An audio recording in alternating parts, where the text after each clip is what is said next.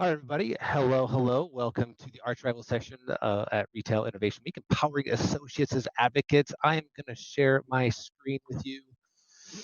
Here we go. Awesome. Well, I got to tell you, we are so excited to be here with you all today. I know there's a lot of choices these days to retail or when it comes to webinars, so thanks for choosing us. All right, here's who you have on the line with us today. You have myself and Eileen Flynn. I'll brag for Eileen just briefly. She's amazing. She spent a big portion of her career running field marketing for Red Bull and building genuine connections in communities, in stores and online for brands. The past 7 years, she's been here at Archrival doing some of our heavy lifting with retail brands. And I think, as you'll hear briefly from here today, a true advocate or a true authority and thought leader on associates advocates. Eileen, you with me? Can you hear me all right? I'm here, ready to roll. All right. Well, my name is Clint Runge. I'm kicking us off. I'm wearing the big headset today. I'm the founder and managing director of Archrival. I work with retailers for a long time to help them navigate culture and understand the changing landscape of consumption. So glad you're all able to join us. I understand we sold out this webinar. I don't know how that works, but we're excited to have done it. You're here, we're here, and if you have questions along the way, as you've been doing all day, post in the chat. We'll try to get to them by the end. Okay, and please do ask questions along the way because I think that makes this even more fun. All right, so who do you have on the line today? Who are we? Archrival is a youth culture agency. We reinvent human-powered marketing for the best brands in the world. So brands like these come to us when they want to go against the grain of traditional marketing to build brand love, loyalty, and sales from the bottom up.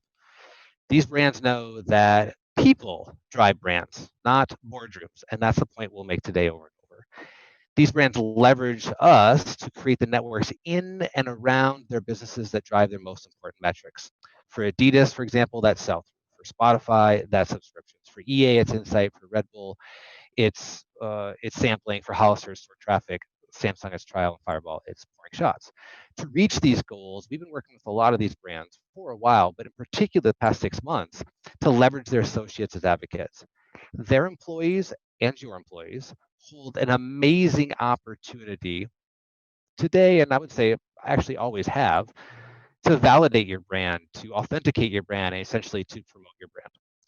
So we thought, because we've seen so much momentum in this space over the last 6 months, we thought this would really make a great session, and you know, here we are. Okay, so here is the world today. I know it seems like it's on fire, right? Like everything seems upside down. I will make the case that it does feel that way today, but it's actually that's been happening for a while. The things that retailers, people on this call, have been dealing with for a decade are pretty incredible change. You know, there's been a whole new generation of buyers, and how we even think about purchasing, but certainly physically how we buy, where we buy, when we buy, and even why we buy. All that has changed in the last 10 years, and I know most brands are still struggling to figure that out and keep up with that.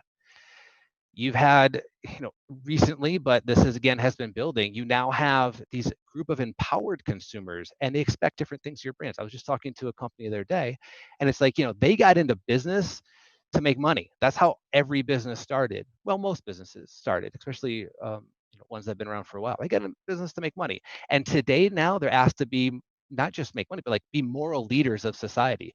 And some are well equipped to do that. Some are not ready to do that at all, but consumers expect them to do that, and many brands are scrambling because of that. Now, there's all sorts of layers of cultural skepticism that's going on, right? We live in such polarized times, and that has stretched these brands and yourself of just like, where do we come in with this? No one seems to believe us anymore. There's all this skepticism of who we are and what we do. That's tough to deal with. There's been a shift from thinking about building brands long term. I know there's a lot of CMOs on this call. You've gone from thinking about how do I build a brand? I've got 3 to 5 years to really build this brand. And it's like, nope, not anymore. Now it's all quarterly reports. Like CEO says, I need to show momentum now. And so you have 3 months, you have quarter by quarter to show improvements. So you can't really build the brand long term. You got to show stuff right out of the gate. And the problem is that most brands then are making decisions that are short-term decisions and not thinking long-term, which is about what the the customer actually wants from your brand. Of course, now we live after COVID. We're in this post-pandemic situation. Everyone's a little unsure what to do. How far do you go? How do you show that you care about your customers and yet still try to get as much business done as possible? There is going to be a change in consumer behavior. We are all dealing with that, and it's just another thing that you have that's on top of your plate. And lastly, without a doubt, we are all fearful, right? There has been an explosion of cancel culture. And while some of that is absolutely necessary, I know that for many of you, because I have these conversations with you, it paralyzes your decision making. For a lot of brands, it's just like, I don't know, maybe we shouldn't do anything. And that's never good for business. Okay, so all of these things culturally are adding up to you figuring out, well, how the heck do I market my brand? And it adds up to this: your consumers, your customers and clients, they no longer inherently trust you. And that is the problem that we're all faced with today.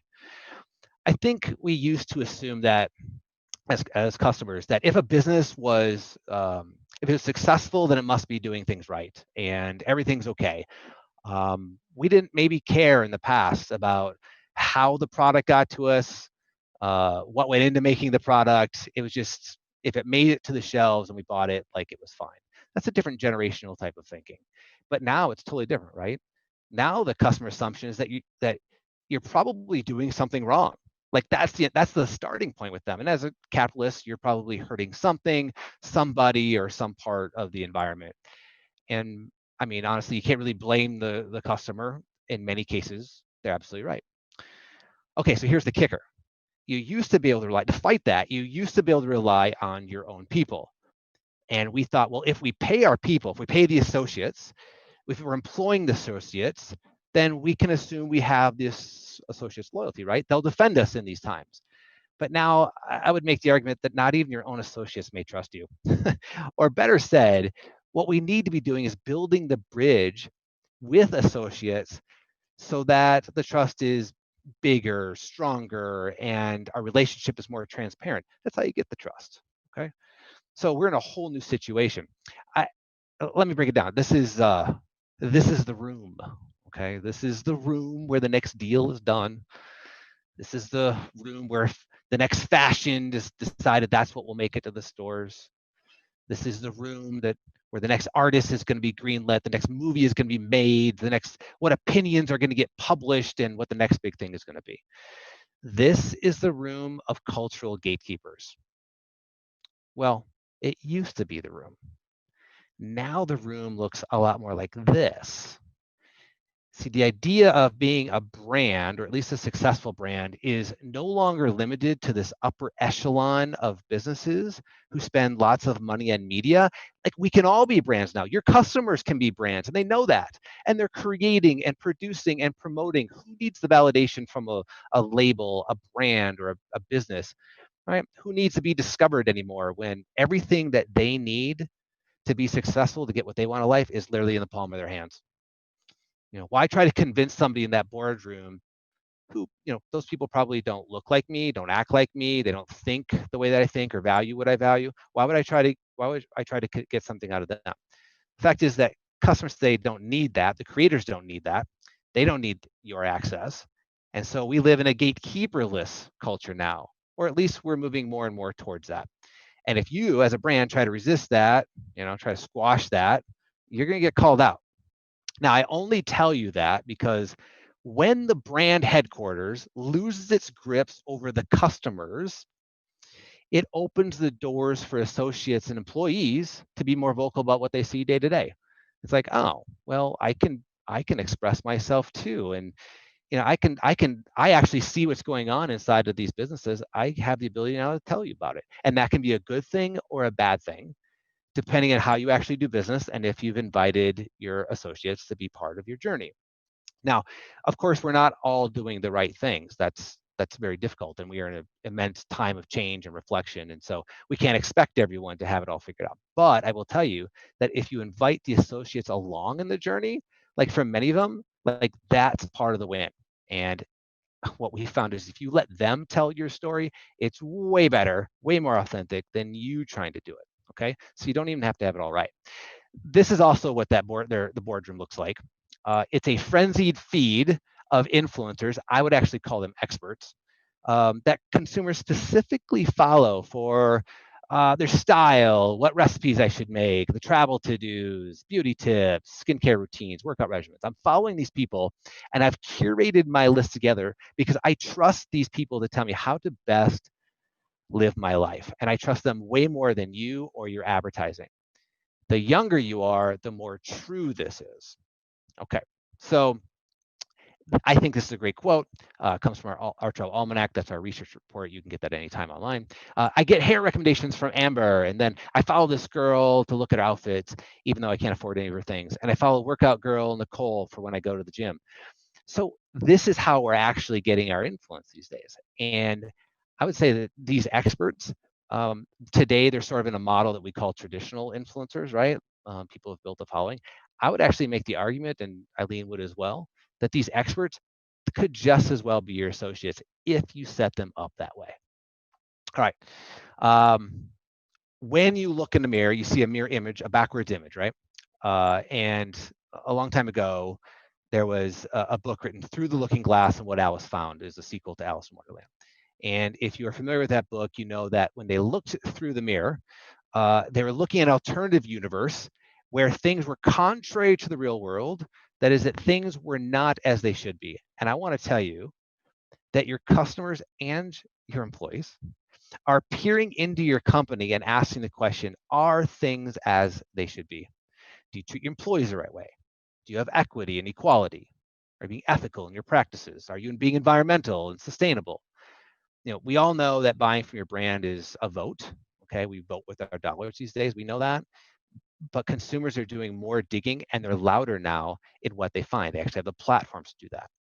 So 78% of consumers agree it is somewhat or very important for a company to be transparent. And if you're not, the negative reaction to that just means that something sketchy is going on. Ugh, that's a terrible spot to be in because you have the traditional way of business, which are CEOs and most of the corporate suite, which would say, don't share, don't let them into the books. That's just how business used to be done. But today, because customers are demanding more. And for many of you who are the CMOs or caught somewhere in between in the marketing departments, it's like this constant struggle of, well, what can we say? How much should we be transparent? How much are we letting the cat out of the bag? And how much are they just going to figure out for themselves and call us out? And what's worse? On top of that, you know, these same consumers now consider themselves citizen journalists, right? They're investigative reporters. I love this GIF, by the way. I could watch this. Maybe we could spend the next 30 minutes just watching this GIF. But it's like, you know, anything that you do wrong is now being reported and broadcast out to everyone. This is your marketing. This is your marketing. So you could spend a lot of money, millions of dollars on a TV spot, and I'll tell you that this has way more weight and way more powerful when it's put through across the right channels. Now, this is a bad example, of course, but there's also good examples. All right, and here's another thing. Now, employees are getting to be a part of this. So it used to be customers were just being investigative reporters, and now your employees are. And you know, again, this can be good or bad, but because there's a lot of bad out there, you're seeing a lot of things. There's complete Twitter feeds and Reddit threads dedicated to how your brand does business. I'm sure many of you have looked at them probably. And now we like feel more empowered than ever to like post about our work there, right? This is the future of your marketing. Actually, this is the present of your marketing. It's just a matter if you're engaging it or if you're ignoring it. This is a former Sephora associate who found a real niche in just saying, here's the things that Sephora does, how they trick you into spending more money. And like, she just puts this out there over and over again. Look, you can't control all of this. I would never suggest that you try, but you can guide it. You can engage it, and you can set yourself up for success. You can make this work for you. This is the new trust. All right. Welcome to the new trust. This is where we have an incredible shift in society from about who we trust in learning about a new brand. If you look way down here on the left, you see, who do we not trust? Well, we don't trust CEOs, we don't trust the media, we certainly don't trust the government. Like, these are all things we would nod our head to. Look where advertising ranks, like last. We distrust advertising. We know that advertising is trying to always trick us. It's trying to convince us to buy something. And that's why I'm, you know, here at Archrival, I know a lot of you are on board with this. It's just like, I know there's the pressure and need to keep advertising. And for some brands, absolutely, they have the return on investment. I wouldn't say this is a blanket statement. But for a lot of brands, it's lost on people. It's don't stop trying to trick us. Instead, who do we actually listen to these days? It's the bottom up voices. So these are the independent experts, the people that we turn to and say, they know what they're talking about. I believe them. They're people like me. Okay, and I mean like me by like people like the customers who they see themselves into it. I mean, think about going on to buy an Amazon product, right? You scroll right by the marketing language. That stuff's a bunch of garbage. You know, they're just some copywriter trying to convince you to buy it. You go right down to the reviews, and even the reviews, it's like that person sounds like it was made up. That's not my situation. And then finally you get to a one, you're like, whoa, this is exactly me. This is what my question was. And you buy that product based on that one review. You're finding someone like you. That's who you trust. As well as personal experiences, I will make the case as well as for associates. Now, this is lower on the level, and we could spend an hour talking about each one of these pillars. But today, we really want to talk about associates because it's probably the one that is the least, well, it's the least used and probably represents the best opportunity for engagement. So these are all the different types of programs we run here at Archrival. They're all ways of building people networks around key metrics. But that one, associate advocacy, that's the one we're seeing such great energy around right now, and the ones where we just believe that, boy, a little investment here can go a long way. By the way, associate advocacy, I will tell you, is a lot more than training. It's authentically earning and empowering your associates as advocates. Okay, I'm going to stop there. I wanted to set for you the cultural context, right? Sort of like the big picture of why associates as advocates makes sense. Eileen's going to take you through a little more of the heavy hitting, some of the details about all this. And after that, we'll wrap up and do some questions. Eileen, you're on. Great. Thanks, Clint. Okay, so when it comes to associate advocacy, what we think of employee advocacy as, it's harnessing the credibility and the passion of everyday employees and really empowering your team members to drive loyalty, love, and sales. And I think we can all agree, employees, they're already the front line of your brand. They're engaging with consumers, they're stewarding brand decisions. And so employee advocacy, this really is this idea of further fueling their love for the company they work for and turning them into dynamic advocates. And in other words, it's word of mouth marketing for the modern age. And the good news is that many companies have already realized that employee advocacy, it's just as relevant to their marketing efforts, to their marketing mix as content and influencer marketing. And when those things are actually working in combination with one another, that's where we really start to see some magic unlock. And that's where there's a great deal of potential for impact. But why is this becoming so vital? To really just further much of what Clint was talking about. In other words, it's like right now, faces are the new logo. And today's consumers, especially Gen Z, they see that people are truly behind the brands that they support. And culture in general, it's shifted, whereas logos and brand control haven't really mattered in a while. Instead, consumers they're loyal to the creativity and the innovation behind the brand, and they know that creativity and innovation is coming from people. So what we're seeing is that anyone from the CEO right to the person who is running your Twitter handle behind the scenes, all of these individuals are really viewed as direct extensions of our brands today. Which is why it's so important to understand that really our associates, they've truly always been the original ambassadors of the brand. And we invest so much time and energy recruiting, training, and managing employees at a national scale. It would only make sense that we think about how to leverage them in an even greater way. And additionally, our employees, they tend to reflect your target consumer and your target consumer's lifestyle preferences. And they have personal networks that also align with that target consumer. So the opportunity here, it's really about empowering those team members to become motivated, performance-driven advocates.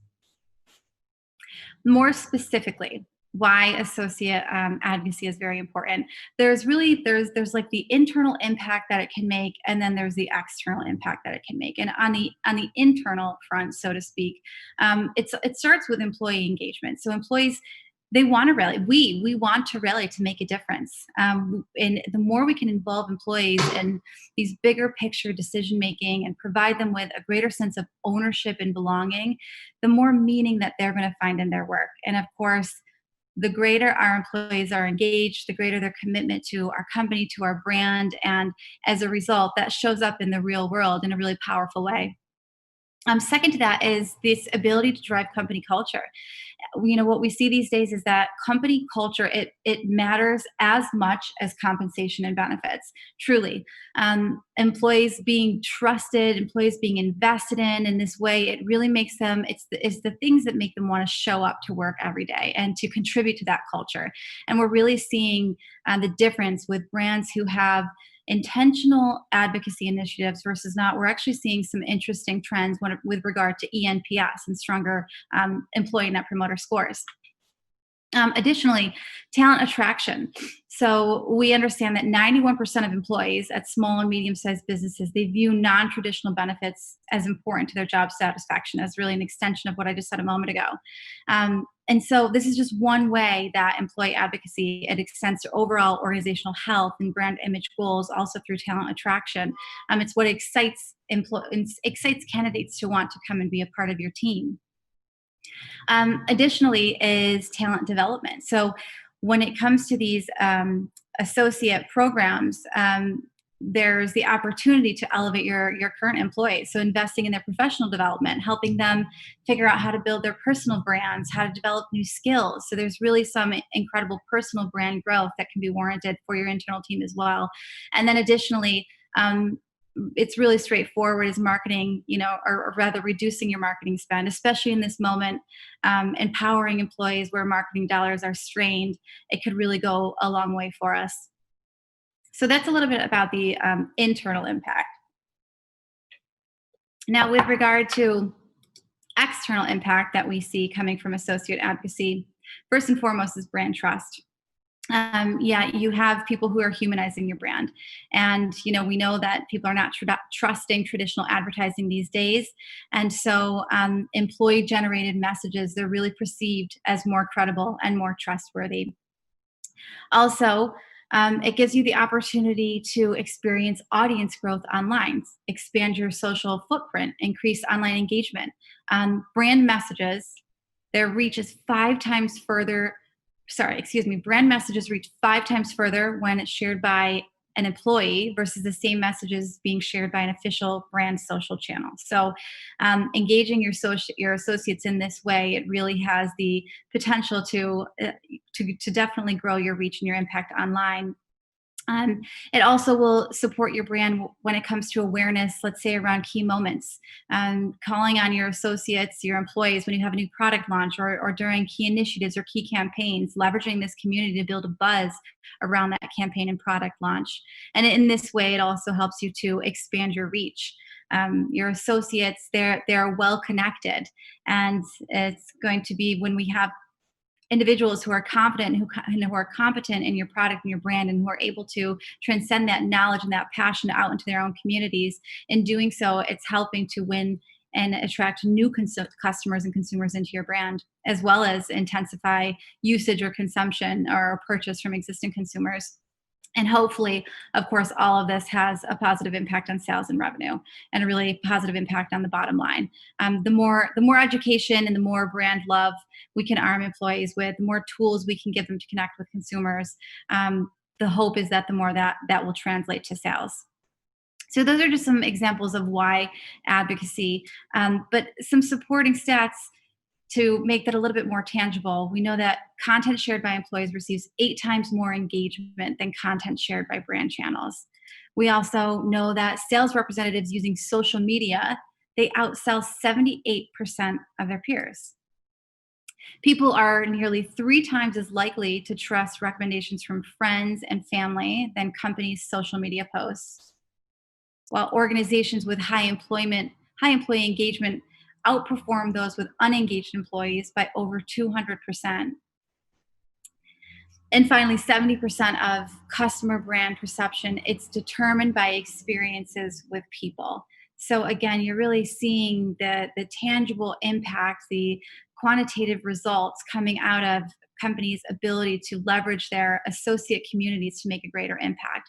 And we definitely hear many, many examples as it relates to social, but that's not the only place that your employees can make an impact. And there's definitely opportunities to mobilize your employees to support sales, to drive brand love, but also just to create loyalty for your own company as well.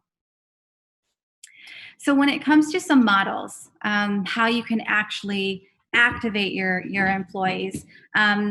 Obviously, it will start with ensuring that you have the right goals to inform your models. In some cases, that might be about just enhancing your company culture. In other cases, there might be a deliberate effort with clear sales goals. And in other cases, it might be about brand awareness. So there's a number of different models, but it all starts with establishing your goals. And once you do that, you can consider a number of different formats that you can really tap that will allow you to mobilize around these specific initiatives and activate your employees to really harness incredible impact. And so some of those examples range from deep training to expanding and evolving their role, to turning your employees into affiliates, leveraging them as the content creators and storytellers that they are, along with community management. All of these, which we'll talk a little bit more in the next coming slides. So starting with deep training. This is really, it's the spark that ignites employee advocacy. And our associates, in most cases, are a consumer's first touch point with your brand. And so employees, they should be inspired and prepared and given the right tools to really deliver on your brand's promise. They're the daily communicators of your brand. And so they should be engaged and committed, hopefully, to creating, the brand from the inside out. So how do we take that role of education past the basics and really create an environment where employees are empowered to take more ownership and pride, and take the initiative to create a robust knowledge around your mission, your position, offerings, your brand history. Because trained employees that have they have the passion to provide better customer experiences. They have the knowledge to provide better interactions, and they're certainly empowered to take action and drive results. Another model to consider is role expansion. So this is all about thinking about how to view your team, how to get your team rather to view your consumer as more than a potential for sale, to really figure out different ways to connect and build connections with your consumers. That could be creating additional tools. Imagine, equipping your employees with a tablet and allowing them to head out onto the floor, quickly share inventory or tech a specific product that you have. Imagine your employees who have a passion in fashion. Imagine them getting out onto the floor and actually serving as stylists, as sounding board for consumers, as well as how do you actually turn your employees into insight collectors as well. So again, the idea here is really thinking about how to evolve their role outside of their day-to-day and have them make a bigger impact both with consumers as well as for brand in a bottoms-up capacity.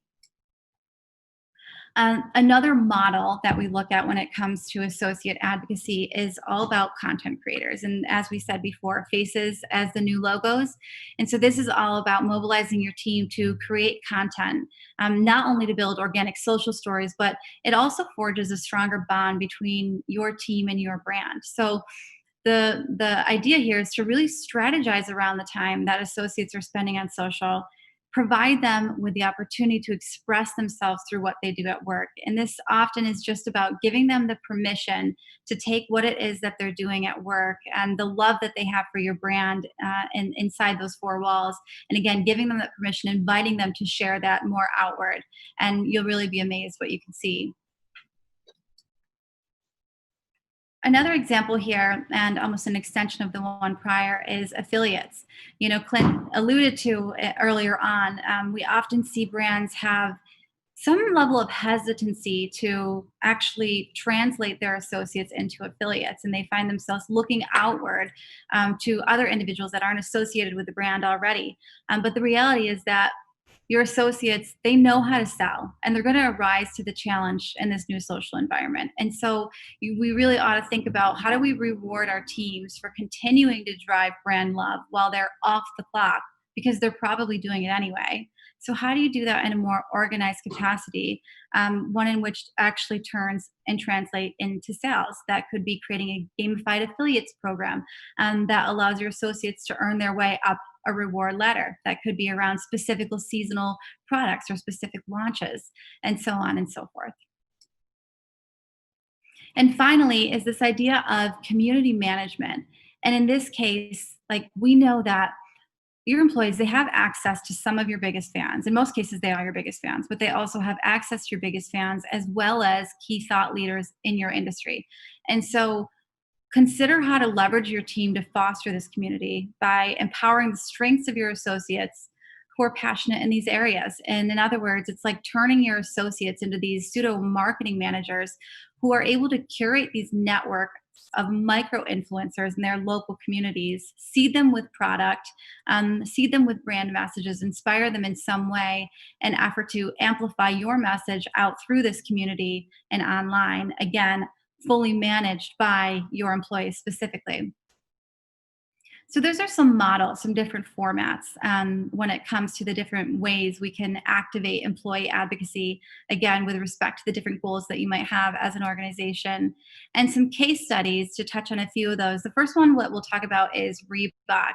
And so in 2015, Reebok repositioned itself as a fitness company focused on elite performance athletes. And so to help announce that shift, they turned to their employees, particularly considering that 80% of their workforce is actually part of that target demographic. And so really what they did, this essentially revolved around creating this program where they were encouraging their employees to share their passion for fitness in their everyday life, and essentially just incorporating a provocative hashtag, #FitAssCompany. And that obviously enabled them to track all the content that employees were sharing, to see how engaged employees were, how excited they would be to share what they're doing in their everyday life. But furthermore, it enabled Reebok to come up with a collection of social content and social stories from everyday consumers to be able to share out to their social platforms. And so they were able not only to create this exciting culture internally with their employees, give them that permission to share what they're doing day in and day out, but to also leverage the stories of their employees as digital assets that they could use for campaigns, through their online platforms. Another example is EA Sports. So EA Sports has over 8,000 employees across 30 different global locations, 6 different languages, and yet they've got this mission, this responsibility to create a unified global corporate culture, which obviously is not an easy feat. And so they were challenged to think about, how do we develop a corporate culture that would transcend continents? And further, I guess really how it started was there was a mission to develop a broader talent acquisition community. And people talking internally realized that they had similar ambitions, and that's ultimately what manifested itself in this broader mission to develop a corporate culture, like I said, that would transcend continents. And so what EA Sports did was they created this platform, this program and platform called EI Insiders, that essentially celebrated employees globally and curated news stories specifically for their employee audience, as a way for them to keep their teams engaged with one another, whether you're in Madrid or Chicago, giving their individuals this place where they could come and they could have conversation, they could share best practices, they could learn from one another, they could talk about wins and successes. And so what EA saw from this was that not only did it boost company culture, but we see the quote up top where once employees felt like they worked for EA, now they felt like they were part of EA. And in doing so, they certainly saw an enhanced internal culture, more engagement from their teams, but also increased social following and engagement online by way of their consumer base. And a final case study that we'll look at, this is actually a more recent example. So a recent example of really how quickly pivoting and activating your associates to drive sales. So this is a Chinese jewelry brand called Ideal. We all know when COVID-19 hit, like this pandemic, it really shuttered retail locations across the globe. And the jewelry business especially was dependent on brick and mortar locations to drive sales. But almost overnight, they changed their business model. They rolled out employees sales initiative dubbed 1,000 people, 1,000 stores. So when their employees could no longer show up in these physical locations, they created this initiative that essentially established an online cloud store through live streaming and turned all of their associates into sales employees essentially overnight to stream these live broadcasts. So they chose to partner with existing platforms that target their audience, that their target audience was already using, such as WeChat. And they also partnered with an agency to direct and guide their sales associates, but they brought in experts to train and empower their employees and how to successfully upgrade their broadcasting skills to maximize sales. But this is an example of, again, a brand being able to react quickly in this challenging environment, and in doing so, leveraging their employees, their frontline, the people who are already passionate about and love their brand, and turn them into these individuals who were trained to sell in real life and market their product into these online sales associates, or in other words, affiliates. So you'll see, you've seen rather in a few of those case studies the varying goals and how they come to life. You saw in the Reebok case that was about social engagement and creating digital assets. You saw in the EA example that was about enhancing company culture, and in doing so, enhancing the engagement of your employees. And here you're seeing in the Ideal case study, this is about fueling sales by way of your current employees. And just to leave you with a few best practices when it comes to managing a program, just a few things to keep top of mind that we've seen prove to be the most successful. The first and foremost is that communication is key. And this is really all about setting and communicating clear goals for your program from the get-go. This is about making it easy for your team members to engage and to collaborate, and really dedicating the time to listen and hear feedback. What you want to avoid is unrealistic expectations, and it's going to be important to understand your employees' workloads. Something else that's proven really successful is identifying a clear lead. I will say the success of these types of programs, it really all starts with leadership buy-in. It's definitely an investment, and so it's important that leaders are willing to enable and want to invest in this, both financially and from a time perspective. And so identifying a clear lead is really important. We found that having a person who is at the helm of an initiative like this is really what's going to drive its long-term success. And so in that regard, we certainly wouldn't recommend relying on a tool, but rather an internal champion who can continue to give this life, personality, and give it the attention that it requires and deserves, and also help to drive accountability through the organization. And finally is really being authentic. So being transparent on wins and learnings, making your program true to your brand and your team. And one thing is for certain is there's not one size that fits all. While there are a lot of tools out there, whether that's LinkedIn Elevate or Bamboo, there's a number of different tools out there for sure that can support in your ability to facilitate these employee advocacy programs. But when it's most successful is that when your concept through to your execution is 100% customized and is really true to your employee task force and your brand.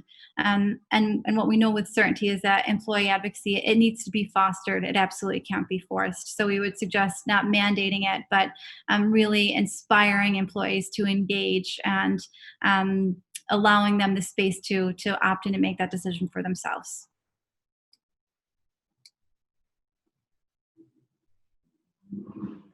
All right, thanks, Eileen. Good stuff. Well, we've come to the end of this. I just, as I was listening to Eileen go through all that, I kept thinking to myself, wow, it's like empowering your associates as advocates it might be the best marketing tool you have, because not only does it come from the right place and the right heart, but it builds you up for long-term success that gets beyond that quarterly rat race. It actually addresses that in the short term and the long term.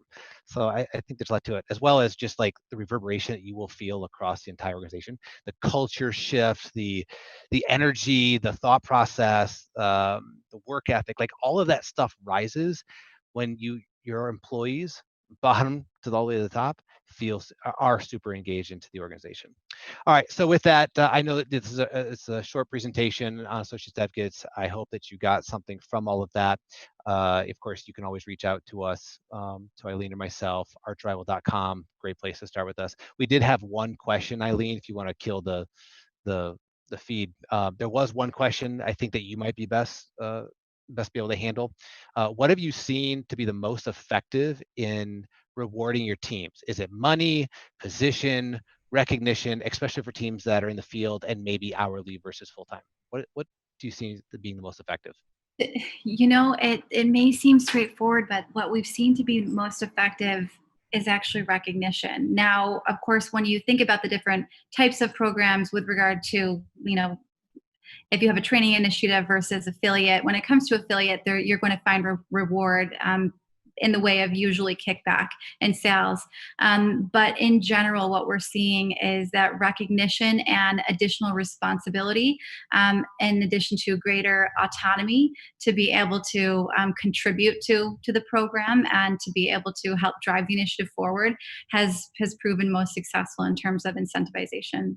Yeah, that's great. I was also just thinking like recognition, and like a close second I was thinking about was opportunity, where it's like I can contribute in a field organization, I contribute here on the ground, but when there's opportunity for me to take this and advance my career throughout the organization, like they have the love for the brand, you've helped coach them to have love for a brand, like this is your talent pool. And the brands that we've worked with, just for people on the call, like, have done that really well in the past. Okay, that's it. Thank you so much for having us. We really appreciate you. You can always find me at clint@archrival.com or just at archrival.com. You'll get to us if you want it. A lot more where this came from. We're always happy to talk shop. I will turn it back over to our friends at Retail Innovation Week. Thank you.